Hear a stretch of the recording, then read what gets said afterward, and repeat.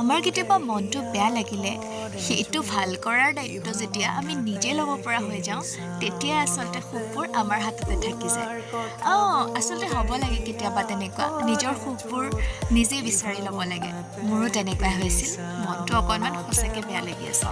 তাৰপাছত কি হ'ল জানেনে নাই? এই আমাৰ তিনি টিজাৰ্ছৰ বুকেটো দেখি মোৰ অট'মেটিক মনটো ভাল লাগি গ'ল। কিন্তু বুকেটো কিন্তু মোৰ বাবে নাছিলে। এইটো বেলেগৰ বাবে অৰ্ডাৰ দিছিলে, কাৰোবাৰ বোলে বিশেষজনৰ বাবে।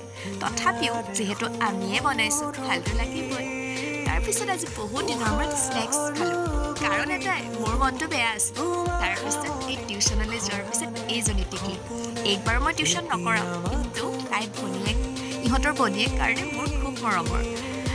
তাৰপিছত কি কৰিলোঁ আৰু মন ভাল লগাবলৈ মাংস লৈ আহিলোঁ বাপেকে। আমিয়ে বনালোঁ নহয় নেকি। মই কিন্তু মাংস ভাল বনাওঁ। আচলতে মই চব বস্তুৱে ভাল বনাওঁ, কিন্তু কেতিয়াবা এই নিমখ আৰু কেতিয়াবা হালধি, কেতিয়াবা মছলা অকণমান বেছি হৈ যায়। কম কিন্তু আজিলৈকে একো হোৱা নাই দেই। যিয়ে নহওক বনাবতো পাৰোঁ। আজি কিন্তু মোৰ মাংস টেষ্টি হৈছিলে। এয়া দেখিছেনে? প্ৰথমতে ফ্ৰাই কৰি লৈছোঁ আৰু এই ফ্ৰাইৰ পৰা মই এপিচ আকৌ খায়ো লৈছোঁ দেই। আচলতে তেনেকুৱাই আৰু জীৱনটো। কেতিয়াবা সুখ থাকে, কেতিয়াবা দুখ থাকে। বেছি দুখ লাগিলে, বেছি মন বেয়া কৰি থাকিলে মই আকৌ এনেই নাথাকোঁ। কিবা নহয় কিবা এটা কৰিহে আৰু এনেকুৱা কিবা এটা কৰোঁ যিটো আচলতে আগতে মই কৰা নাছিলোঁ।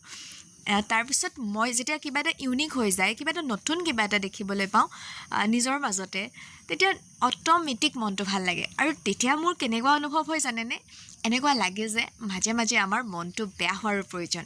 তেতিয়াহে এনেধৰণৰ ভাল ভাল বস্তুৰ সৃষ্টি হয়, ভাল ভাল খানা, ভাল ভাল সৃষ্টি। নিজক লৈ অলপ বেছিয়ে তাৰিফ কৰি দিলোঁ নহয়নে? আপোনালোকৰ চাগে খং উঠিছে।